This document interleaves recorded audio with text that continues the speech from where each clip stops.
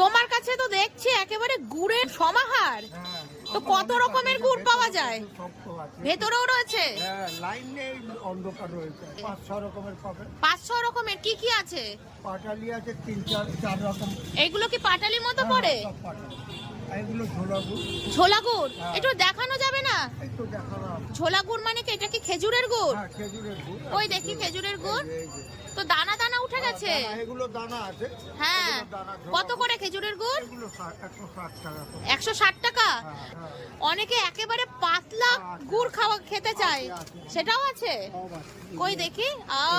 এই গুড় কিন্তু রুটি দিয়ে খেতে হেবি দারুণ লাগে। নলের গুড় কত করে?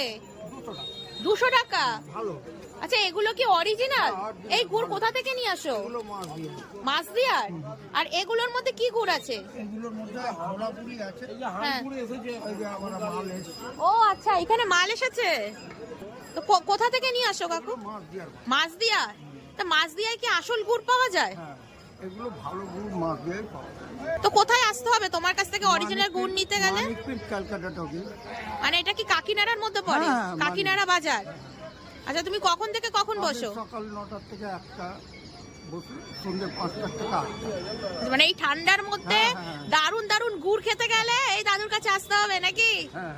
ওকে।